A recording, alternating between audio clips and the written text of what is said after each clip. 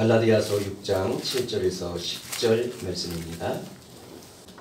서정주 시인이 만든 유명한 시가 하나 있습니다. 뭔지 아시나요? 한 송이의 국화꽃을 피우기 위해 그렇게 시작되어지는 그런 시인데요. 시의 제목은 국화 옆에서라는 시입니다. 제가 읽어드리겠습니다. 무슨 뜻인지 한번 생각을 한번 해보실래요?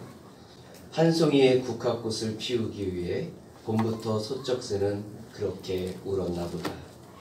한 송이의 국화꽃을 피우기 위해 천둥은 먹구름 속에서 또 그렇게 울었나 보다. 그립고 아쉬움에 가슴 조이던 먼 젊음의 뒤안길에서 인제는 돌아와 거울 앞에 선 내 누님같이 생긴 꽃이여. 노란 내 꽃이 피려고 간밤에 무소리가 저리 내리고 내게는 잠도 오지 않았나 보다. 우리는 너무 잘하는 거죠. 한 송이의 국화꽃을 피우기 위해 봄부터 소쩍새는 그렇게 울었나 보다. 이거는 못 외운다 할지라도 우리는 대충 이렇게는 알고 있습니다.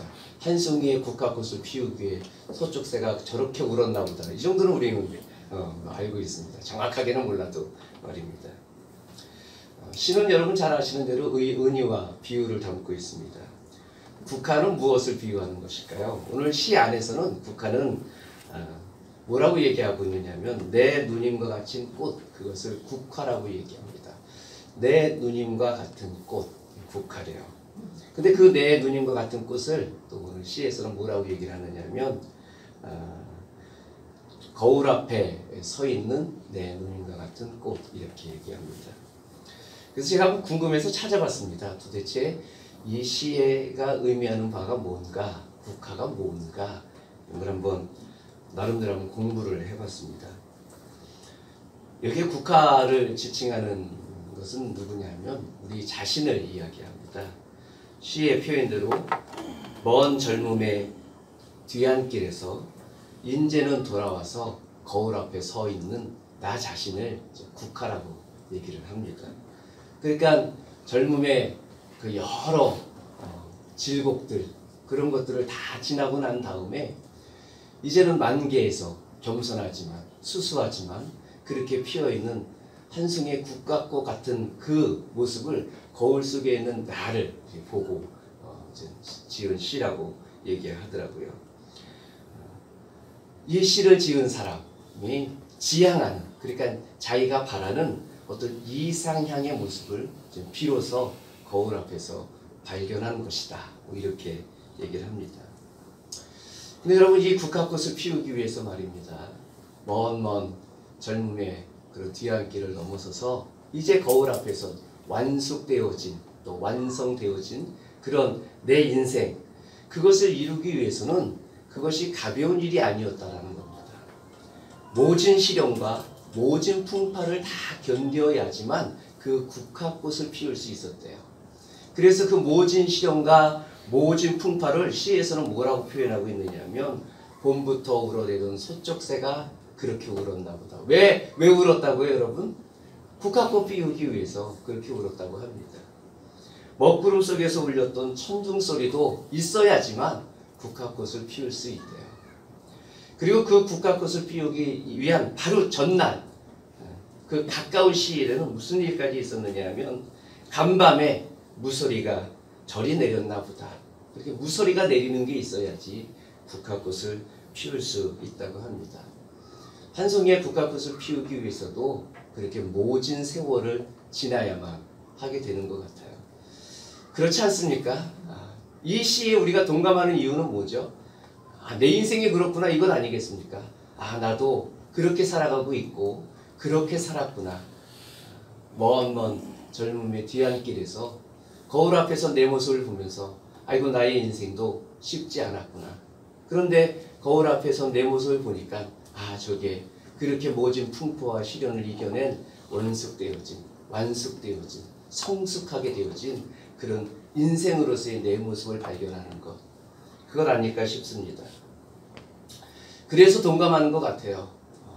한 송이의 국화꽃을 피우기 위해서 봄부터 무엇이 울었다고요? 소쩍새가 그렇게도 울었나 봅니다. 우리들의 인생 가운데서도 그런 것 같습니다. 그러는 가운데 낙망하고 포기하고 싶을 때가 얼마나 많았겠습니까? 봄부터 우러대는 소쩍새와 같은 그런 시련을 겪을 때 낙망할 때가 왜 없었겠습니까?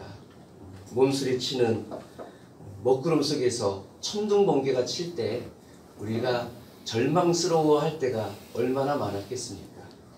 간밤에 그렇게 무섭게 내렸던 무소리 속에서도 우리는 낙담하고 절망하고 그런 때가 왜 없었겠습니까? 근데 여러분, 국화꽃을 피우기 위해서는 어떻게 해야 된다고요? 그 모진 낭망이나 또 포기나 또 시련이나 풍파 등을 겪어야만 된다라는 것입니다. 그것을 낭망하지 않고 포기하지 않아야지만 국화꽃을 피우게 되는 것입니다. 우리 인생 가운데 우리가 너무 자주 실수를 하고 있는 것이 뭐냐 하면 뿌리지 않고 거두려고 하는 그런 경향이 우리에게 있다라는 겁니다. 뿌려야지만 거둘 수 있는데 뿌리지 않고 심지 않고 거두려고 합니다. 7절 한번 말씀 읽어볼까요? 7절 읽겠습니다. 7절 시작.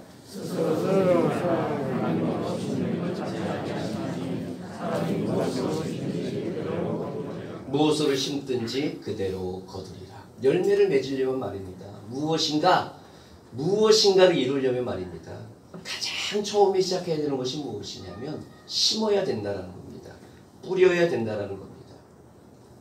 비록 심고 뿌리는 것에 시련이 오고 어려움이 온다 할지라도 뭔가를 뿌려야지만 그 다음에 시련도 오고 어려움이 오는 거지, 뿌리지 않으면 시련도 없고 사실은 어려움도 있을 수가 없습니다. 사람들은 자주 우리는 아무것도 뿌리지 않고 무엇인가 얻으려고 하는 그런 경향이 있다라는 거야. 그래서 오늘 7절의 말씀은 그렇지 않다라는 것을 이야기합니다. 본문의 표현대로 하면 그것은 스스로 속이는 행위라고 이야기를 합니다. 뿌리지 않았는데 무엇인가를 거두려고 하는 것은 스스로 속이는 행위라고 이야기합니다. 더 나아가서 오늘 성경은 그런 행위를 뭐라고 얘기를 하느냐 하면 하나님을 업신여기는 행위라고 얘기합니다. 하나님께서는 업신여김을 받지 않으신다라는 말의 의미는 그런 행위들 자체가 하나님을 업신여긴다라는 겁니다. 그런 것들을 통해서 하나님께서는 그런 사람을 보면서 하나님께서는 무엇이라고 말씀하시느냐 하면 업신여기지 않으신다, 코웃음친다라는 것을 의미합니다. 우리도 알고 있는 것을 하나님이 모르실 리는 없지 않습니까? 뿌리지 않는 곳에 열매를 맺을 수 있나요, 없나요, 여러분? 그런 일들은 있을 수가 없습니다. 뿌려야지만 열매를 맺을 수 있습니다. 도시에 살던 어떤 사람이 도시 생활의 실증을 느끼게 되어졌어요. 그래서 아파트도 팔고 모든 재산을 다 정리를 해가지고 시골의 아름다운 집과 농장을 샀습니다. 아침에 일어나서 그 시골의 상쾌한 공기를 가슴 가득히 들어 마시면서 이렇게 말했습니다. 그래, 이렇게 사는 것이 인생이지 라고 말하면서 만족했습니다. 그러던 중 어느 날 누군가가 그 집의 문을 두드립니다. 그 사람은 이 근처에 가장 가까이 사는 이웃 사람이었는데 그 사람이 인사를 하면서 들어옵니다. 안녕하십니까? 이사 왔다는 소식을 듣고 인사차 들었습니다. 그리고 난 다음에 어깨에 메고 있었던 아주 묵직한 자루 하나를 쿵 하고 내려놨습니다. 그러면서 이렇게 얘기를 했어요. 제가 마땅히 드릴 것은 없고 이것을 가지고 왔습니다. 잘 사용하셨으면 좋겠습니다. 라고 몇 마디 대화를 나누고 난 다음에 그 이웃은 떠나갔습니다. 떠나간 이후에 이 주인이 그 부대자루를 열어보니까 그 속에는 형편없는 것들이 들어있었어요. 뭐가 들어있었느냐 하면 깡마른 옥수수와 깡마른 밀이 가득 들어있었습니다. 매일같이 아름다운 포장지에 싼 선물을 받아보았던 이 도시인은 별 이상한 선물이 다 있구나 라고 생각을 해서 그 선물은 선물로 아닌 걸로 취급하고 창고에 넣어두었습니다. 그리고 아침마다 닭이나 짐승들의 사료로 그것들을 하나씩 좀 내주어야만 했습니다. 수개월이 지나고 난 다음에 이 도시인이 자기에게 선물을 주었던 그 농촌 이웃 농부의 집을 찾게 되어졌습니다. 근데 이 도시인이 그 농부의 집에 갔을 때 깜짝 놀란 것을 발견했어요. 그것은 무엇이었느냐면 그의 눈앞에 도시에서는 생전 찾아볼 수 없었던 아름다운 풍경, 그림 같은 풍경이 펼쳐져 있었습니다. 누런 밀이 자라서 바람에 따라서 이리저리 흔들리고 있었고, 그 옆에는 어른 키만큼 자란 옥수수 줄기에 활뚝만한 옥수들이 주렁주렁 달려있는 것을 보고 말았습니다. 너무너무 부러워했습니다. 그래서 이 여러 가지 이야기를 나눈 다음에 이 도시인이 그 농부에게 이렇게 말했습니다. 아우, 너무 부럽습니다. 너무 부럽습니다. 저렇게 황금 물결처럼 펼쳐져 있는 밀밭이 너무 부럽고 풍성한 옥수수가 너무 부럽습니다. 이 말을 들었던 농부가 깜짝 놀라면서 의아해하면서 그 도시인을 쳐다봤습니다. 왜요? 거기는 아무것도 안 열렸습니까? 이렇게 물어봤습니다. 우리 밭은, 우리 논은 잡초밖에는 없는데요. 이렇게 대답했어요. 잡초라니요? 지난번에 제가 드린 건 어떻게 하고요? 거기에 드렸던 옥수수나 밀은 어떻게 되어 있습니까? 이 도시인이 깜짝 놀랐습니다. 아, 그것이 씨였습니까? 진작 그것을 말씀하시지 저는 사료인 줄 알고 다가고 짐승에게 다 주워버리고 말았습니다. 라고 말했어요. 뭐 이런저런 얘기를 하다가 이 도시인이 자기 집으로 돌아갈 때 이 농부가 조심스럽고 겸손한 말로 이런 얘기를 했습니다. 선생님, 농부가 되기 위해서 한 가지 사실은 꼭 알아야만 됩니다. 여러분 무엇일까요? 이렇게 얘기를 했습니다. 거두기 위해서는 심어야 한다는 겁니다. 거두기 위해서는 심어야 합니다. 여러분, 거두기 위해서는 심어야 되는 겁니다. 심지 않으면 아무것도 거둘 수가 없어요. 사람이 무엇이든지 심든지 그대로 거둡니다. 거두기 위해서는 제일 먼저 해야 되는 일들이 무엇이어야 되느냐면 심어야 되는 겁니다. 심지 않은 데서는 아무것도 나올 리가 없습니다. 심지 않은 데서 무엇을 거두려고 한다는 것은 무엇하는 행위라고요? 스스로 속이는 행위이고, 누구를 업신여기는 행위라고요? 하나님을 업신여기는 행위라는 겁니다. 사랑하는 성도 여러분, 무엇인가를 거두기를 원하신다면 우리는 심어야 됩니다. 그것이 출발이어야 된다는 거예요. 심은 대로 거두기 때문에 그렇습니다. 무엇을 심느냐? 오늘 8절에는 이렇게 얘기를 합니다. 여러분 8절 한번 읽어볼까요? 읽겠습니다. 8절 있습니다. 시작. 성령을 위하여 심는 자는 성령으로부터 영생을 거두리라. 심은 대로 거두는 겁니다. 콩을 뿌리면 뭐가 나나요, 여러분? 콩 나나요? 정말 맞습니까? 콩을 뿌리면 콩 나죠? 팥을 뿌리면 뭐가 나죠? 팥이 납니다. 콩을 뿌린 데서 팥이 나올 리가 없고, 팥을 뿌린 데서 콩이 나올 리가 없습니다. 여러분, 어떤 사람이 씨앗을 뿌릴 때는 여러 가지 마음이 있어요. 사람이 씨앗을 뿌릴 때는 그 뿌리는 이유는 무엇이냐면 그 뿌린 것을 거두기 위해서 뿌리는 겁니다. 그러니까 뿌린 것을 거두기 위해서 뿌린다는 거예요.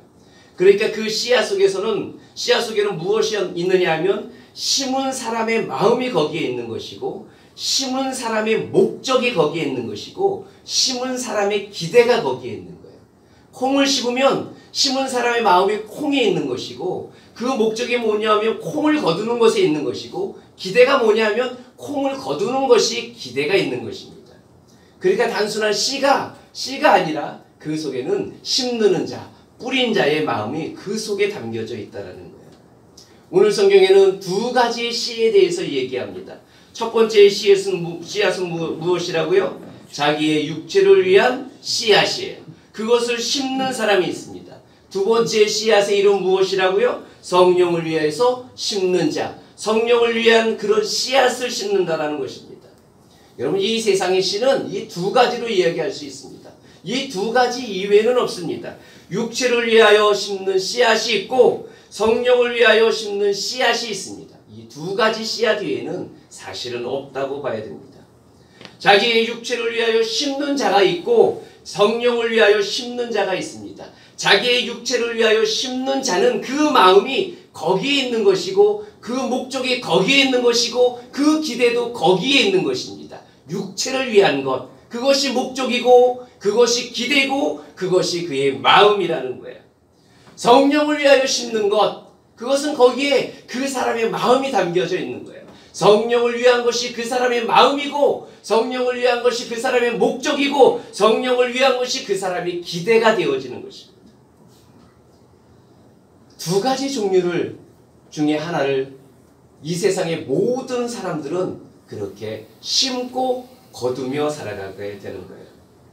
무엇을 심느냐에 따라서 그 결과가 달라집니다. 아동문학과 권태영이라는 분이 쓴 동시가 하나 있습니다. 그 시의 이름이 뭐냐면 감자꽃 노래래요. 저는 뭐 찾아보지 않았어요. 실제로 그런지 아닌지는 모르거든. 식물의 전문가가 있으면 용서하시길. 이 사람이 그렇게 지었어요. 뭐 그 꽃이 진짜 그런지는 모르겠습니다. 이렇게 합니다. 자주꽃 핀 건 자주 감자, 파보나 마나 자주 감자. 하얀 꽃 핀 건 무슨 감자일까요? 하얀 감자. 파보나 마나 하얀 감자라는 거예요. 그렇지 않습니까, 여러분? 파보나 마나라는 거예요. 무엇을 심었느냐? 그것은 거기에 그것을 심으면 그 열매는 무엇밖에 안 나는 거예요? 그 심은 것밖에는 남지 않는다라는 것입니다. 자기의 육체를 위하여 심으면 무슨 열매를 맺을까요? 육체로부터 썩어진 것을 거두고 성령을 위하여 심는 자는 성령으로부터 무엇을 거둬요? 영생을 거둔다. 성경은 이렇게 얘기를 하고 있습니다. 로마서식으로 말하면 이렇게 표현할 수 있어요. 육신을 따르는 자는 육신의 일을, 영을 따르는 자는 영의 일을 생각하나니 육신의 생각은 사망이요 영의 생각은 생명과 평안이니라 라고 말합니다. 무엇을 심는 자에 따라서 그 열매가 달라져요. 결과가 달라지는 겁니다. 육체의 소욕을 따라 심으면 뭐가 생긴다고요? 여러분, 오늘 성경에 뭐가 심는다고요? 육체를 따라 썩어질 것을 심는다라고 이야기를 하고 있습니다. 사실은 이 갈라디아서를 잘 보면 말입니다. 이 썩어질 것에 대한 이야기가 굉장히 많이 나오는데 대표적인 구절이 어디 나오냐면 5장 19절에서 21절까지가 나옵니다. 같이 한번 읽어볼까요? 5장 19절부터 21절까지 말씀 한번 읽겠습니다. 시작. 육체의 이름 분명하니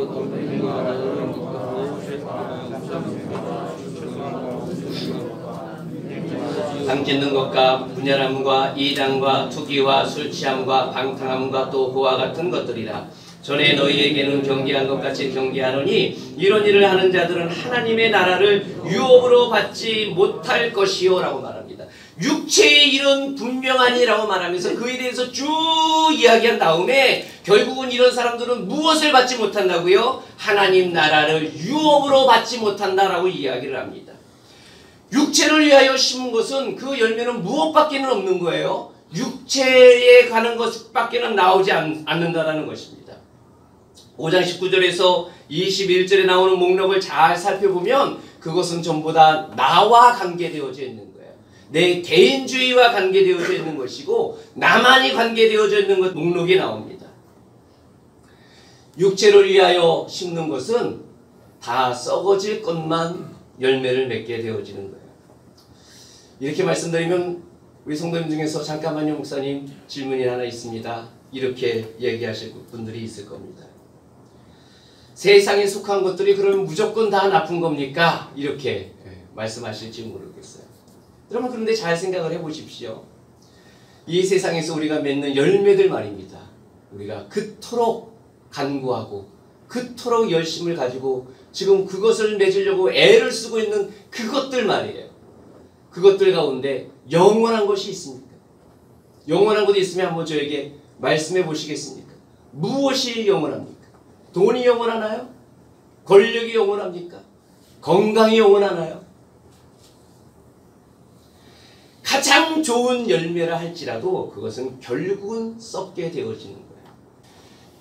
자신을 위하여 육체로 심는 것은 다 썩어질 것 이외에는 거둘 수 있는 것이 아무것도 없습니다. 그래서 성도는 이 세상의 것들, 육체를 위하여 심는 사람들이 아닙니다. 오늘 성경이 심어야 될 것은 무엇이라고 얘기를 하죠? 다시 한번 읽어볼까요? 7절, 8절 말씀 한번 읽어보겠습니다. 읽습니다. 시작.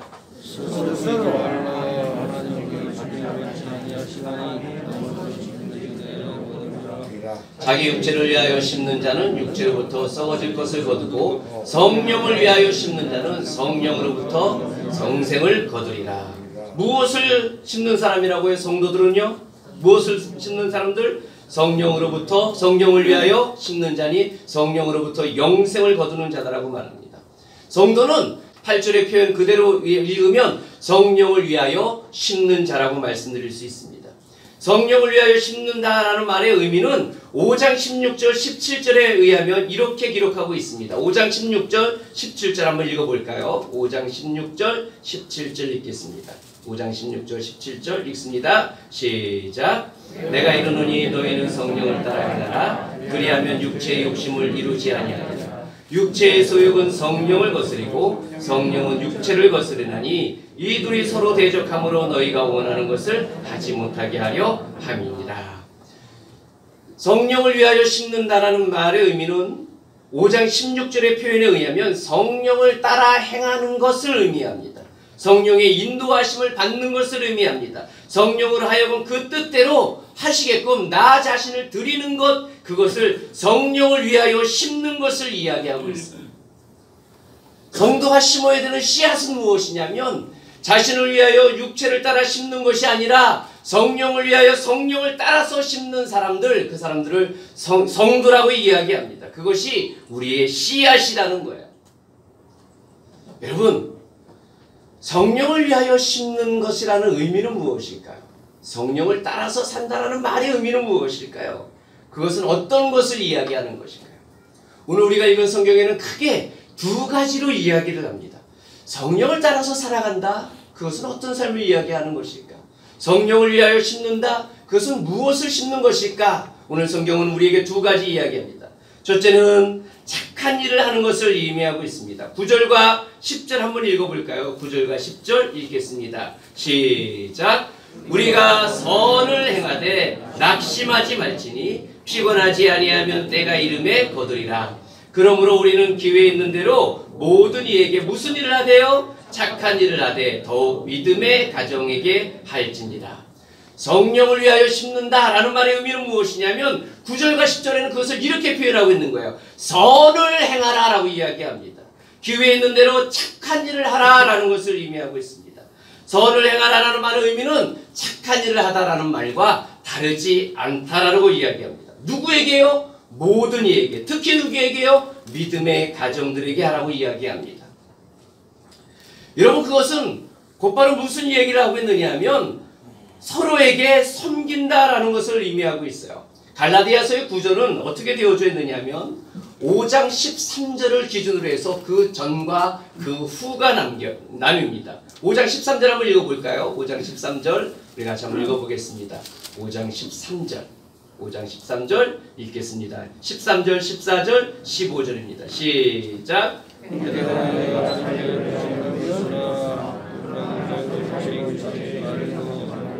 오직 사랑으로 서로 종노릇하라. 온 율법은 내 이웃 사랑하기를 내 자신과 같이 하라 하시는 한 말씀에서 이루어졌나니 만일 서로 물고 먹으면 피차 멸망할까 조심하라. 15장 13절 이전까지는 율법과 믿음에 관한 이야기를 하면서 그리스도인들은 자유하다라는 것을 선포합니다. 그래서 갈라디아서를 흔히들 무슨 성경이라고 이야기하느냐 하면 자유의 헌장 이렇게까지 이야기합니다. 근데 5장 13절은 굉장히 이상한 얘기를 해요. 무슨 이야기를 하느냐면 이 자유한 사람들에게 무엇을 요구하고 있느냐? 이것을 요구하고 있습니다. 형제들아, 너희가 자유를 위하여 부르심을 입었으나 우리의 부르심은 무엇을 위하여 부르심을 받았느냐 하면 자유를 위하여 부르심을 받았습니다.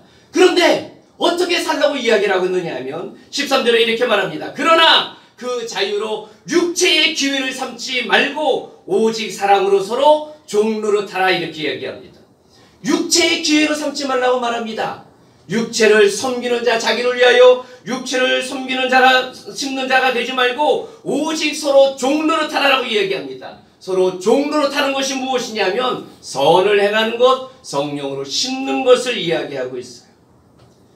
우리가 다 읽지 않았지만 6장에는 서로 종로로 타라라는 여러 구절들이 나옵니다. 1절 한번 볼까요? 6장 1절 1절 한번 보겠습니다. 무엇이라고 기록하고 있느냐면 이렇게 기록하고 있습니다. 읽겠습니다. 시작. 형제들아, 사람이 만일 무슨 범죄한 일이 드러나거든 신령한 너희는 온유한 심령으로 그러한 자를 바로잡고 너 자신도 돌아보아 너도 시험을 받을까 두려워하라. 서로 바로잡으라 이야기합니다. 2절에 보면 이렇게 말합니다. 너희가 서로 짐을 지라 그리하여 그리스도의 법을 성취하라. 6절에 보면 이렇게 말합니다. 가르침을 받는 자는 말씀을 가르치는 자와 모든 좋은 것을 함께하라 라고 이야기하면서 7절이 나오는 거예요. 자기를 위하여 육체를 심는 자와 성령을 위하여 성령으로 심는 자들이 있다는 겁니다. 성령으로 심는 자는 무엇이냐면 서로에게 섬기는 것을 이야기하는 것이고 그것을 착한 일이라고 말하며 그것을 선한 일이라고 이야기를 합니다. 제가 질문 한번 드려볼까요? 선하게 사는 건 말입니다. 착하게 사는 건 말입니다. 기독교인의 전유물입니까? 우리들만 해야 되는 일일까요? 어떻게 생각하십니까? 세상에서는 착하게 살라라고 가르치질 않나요? 세상에서는 선하게 살라라고 가르치질 않나요? 세상에서 똑같이 착하게 살라고 이야기하고 선하게 살라고 이야기를 합니다. 근데 오늘 성령으로 심는 자라고 말하는 이 선한 일과 세상에서 말하는 선한 일과의 차이가 무엇일까요? 라는 거예요.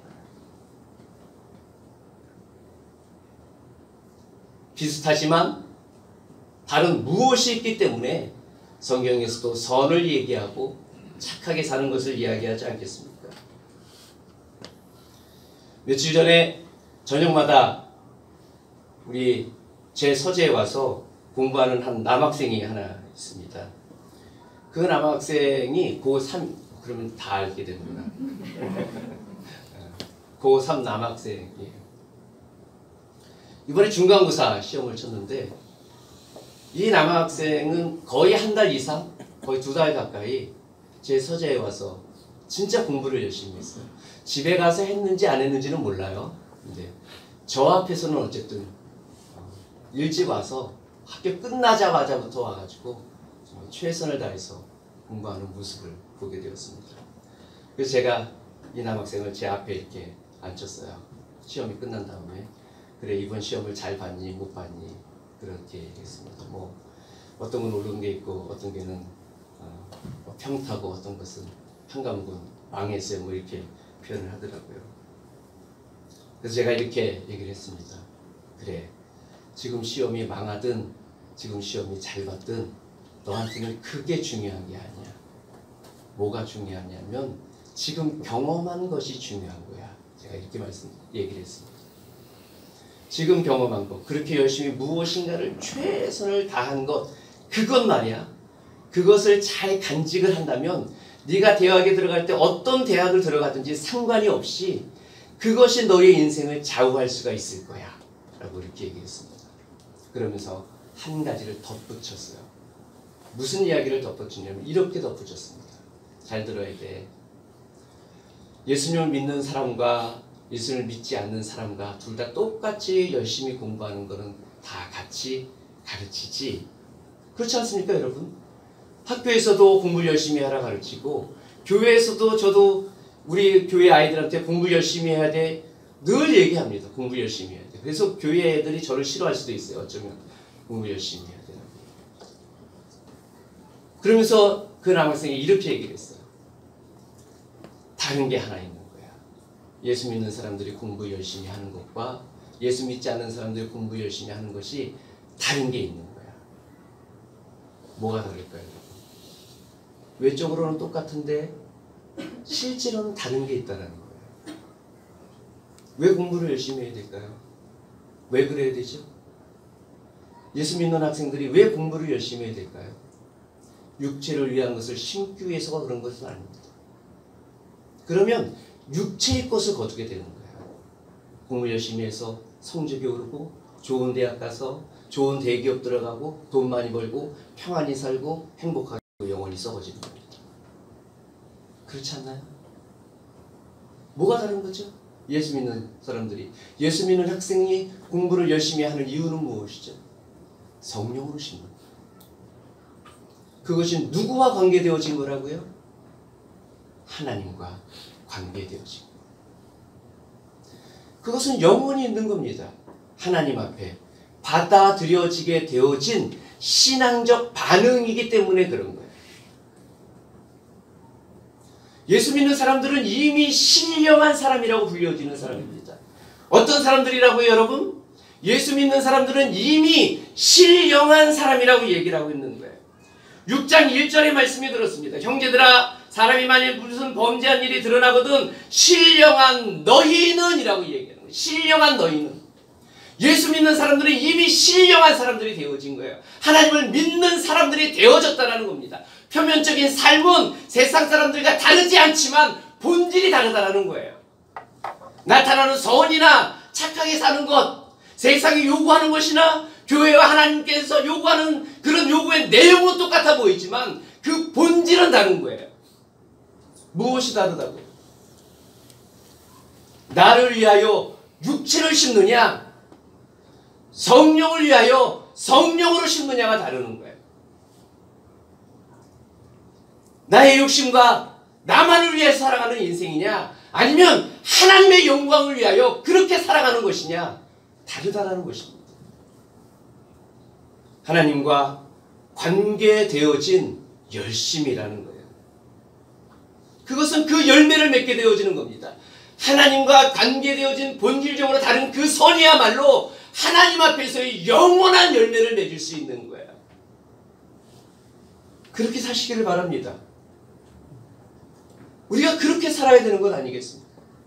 사랑하는 성도 여러분, 회사생활 열심히 하셔야 됩니다. 부자 되셔야 됩니다. 출세하셔야 되는 거예요. 이렇게 말해도 되나요? 안 되나요? 여러분, 됩니다. 성령을 위하여 심으십시오. 성령을 위하여 심으십시오. 서로에게 종로로 사시길 바랍니다. 선하게 사시길 바랍니다. 착한 일을 하시며 사시길 바랍니다. 모든 사람들에게, 특히 믿음의 가정들에게 그렇게 하시기를 바랍니다. 그것은 무엇하는 행위라고요? 성령을 위하여 심는 것이라고 얘기하고 있는 거예요. 신앙과 관계되어진 일이기 때문에 그렇습니다. 근데 여러분, 우리가 잘 아시는 대로 심는 대로 거둘 때 말입니다. 무엇인가 열매를 맺기 위해서는 거기에는 수고가 늘 언제나 있다라는 거예요. 육체에 수고하는 것도 있고 성령으로 심는 것에도 늘 언제나 수고라는 과정이 있어요. 그래서 그 가운데 나타나는 걸림돌이 무엇이냐면 그것이 낙심과 포기예요. 9절 한번 읽어볼까요? 9절 읽겠습니다. 시작.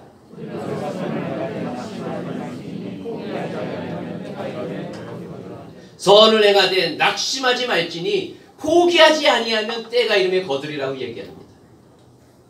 선을 행하면서 무엇을 할 수 있다는 것이 전제가 되어진 거죠? 낙심할 수 있다는 거예요. 그래서 선을 행할 때 낙심하지 말라고 성경이 그렇게 얘기하고 있습니다. 선을 행할 때, 착한 일을 할 때 무엇 할 수도 있어요? 포기가 되어질 때가 있다는 거예요.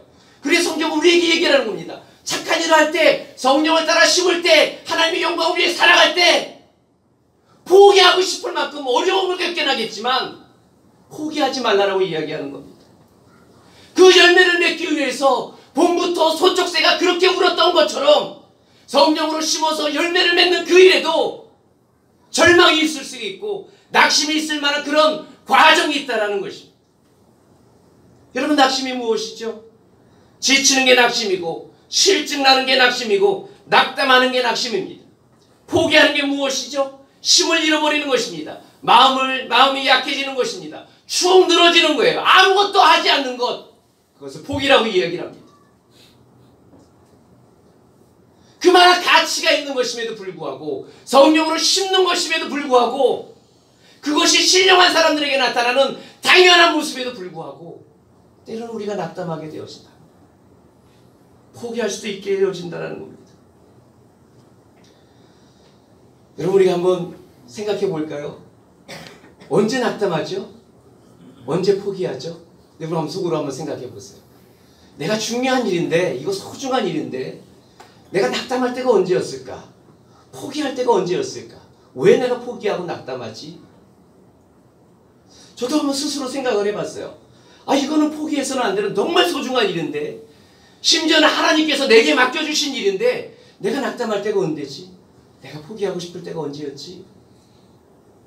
몇 가지가 나오더라고요. 첫째, 긴 시간 동안 수고를 요구할 때가 낙담하게 되더라고요. 열매가 빨리 맺혔으면 좋겠는데 열매는 보이지 않고 심고 가꾸는 일만 너무 오랫동안 하다 보니까 아직 열매를 안 맺히려나 보다, 나에게는 열매가 없나 보다 낙담하게 되더라고요.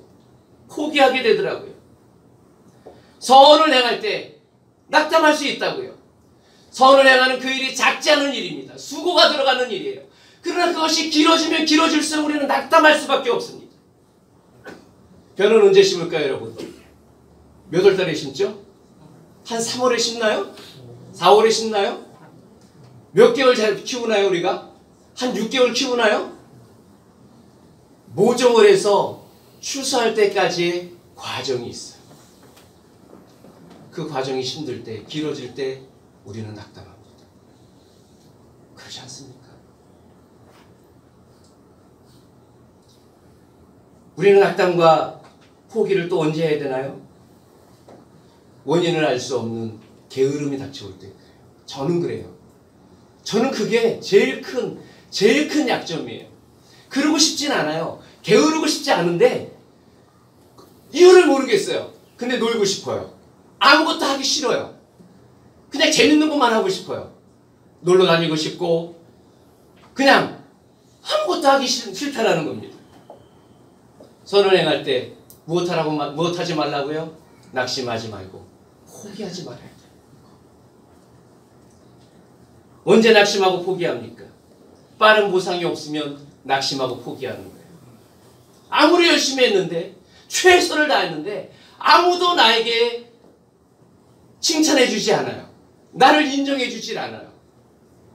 인정을 못 받으면 사람이 낙담하게 돼요. 부모가 자식을 생명을 다해서 키워주는데 말입니다. 우리 자녀들, 부모님들 다 계시잖아요. 그러면 1년에 한 번쯤은 아버지 덕분입니다. 어머니 덕분입니다. 인정해줘야죠. 그래야 되지 않겠느냐. 한 번쯤. 이 말의 의미는 뭐냐면 아버지 나 포기하지 마세요. 아버지 나한테 낙담하지 마세요. 이 말처럼 들리는 거예요. 열매가 없으면 낙담하고 포기하게 되어지는 겁니다. 사랑하는 성도 여러분, 하나님 말씀대로 사는 것이 쉽습니까? 성령을 따라 사는 것이 쉽느냐라는 겁니다. 언제까지 그렇게 해야 되나? 언제까지? 언제까지요? 죽을 때까지. 열매가 있을까요? 때로는 열매가 더디고 때로는 그것에 하나님 앞에 인정받지 못하는 것처럼 보인다 할지라도 사랑하는 성도 여러분, 오늘 성경이 우리에게 얘기하는 것은 무엇이냐면 선을 행하되 무엇하지 말라고요? 낙담하지 마시라고요. 하나님 뜻대로 살 때 무엇하지 말라고요? 포기하지 마시라고요. 성령으로 심는 그것을 무엇하지 말라고요? 낙담하지 말고 포기하지 마시라고요. 그것이 성령께서 우리에게 요구하시는 것입니다. 끊임없이 뿌리십시다. 끊임없이 심으십시다. 잘 간직하고 끊임없이 잘 가꾸어서 열매를 맺도록 하십시다. 낭망할 수 있죠. 포기할 수 있죠.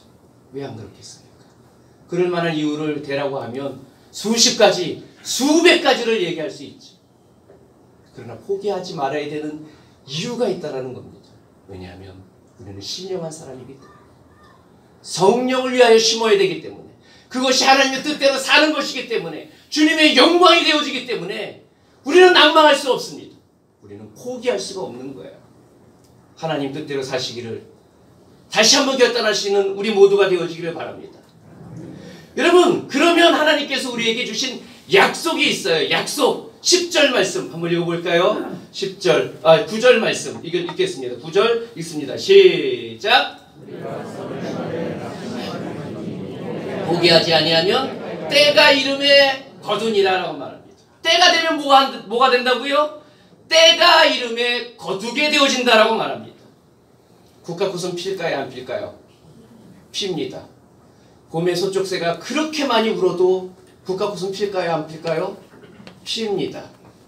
먹구름이 가득 찬 하늘에 천둥번개가 그렇게 많이 친다 할지라도 국화꽃은 어떻게 될까요? 피는 거예요. 간밤에 물소리가 그렇게 심하게 내려도 오늘 아침에 국화꽃은 어떻게 된다고요? 피게 되어지는 거예요. 여러분, 열매를 맺게 되어지는 겁니다. 때가 되어지면 열매를 맺게 되어지는 거예요. 여러분, 때가 되면이라는 말의 의미가 무엇인지 아십니까? 그것은 당연하다라는 말을 가지고 있는 거예요. 때가 되면 반드시 그렇게 되어진다라는 의미를 담고 있습니다. 여러분, 왜 때가 되면 열매를 맺게 되어지는 겁니까? 그것은 하나님의 약속이기 때문에 그래요. 성령으로 심는 것은 반드시 그 열매를 맺게 되어진다라는 겁니다. 하나님께서 그렇게 말씀하신 겁니다. 나에게 나오는 열매이기 이전에 하나님께서 하시는 것이기 때문에 열매를 맺게 되어지는 거예요. 때가 되어지면 뭐가 맺어진다고요? 열매를 맺게 되어집니다. 때가 되어지면 거기에는 거두는 것이 반드시 있음을 믿으시길 바랍니다. 우리도 때가 되면 거두게 되어질 거예요. 오늘 우리가 열심히 성령으로 심는 것, 그것 말입니다. 하나님의 뜻대로 살아가는 그것 말입니다. 주님께서 기뻐하시는 그 일을 하는 모든 삶 말입니다. 거기에는 반드시 열매가 맺어질 겁니다. 어떤 열매요? 하나님과 관계되어진 영원한 열매가 맺혀질 것입니다. 낙심하지 마십시다. 포기하지 마십시다. 하나님 뜻대로 그렇게 살아가는 우리 모두가 되어지기를 주의 이름으로 축원합니다. 기도하겠습니다.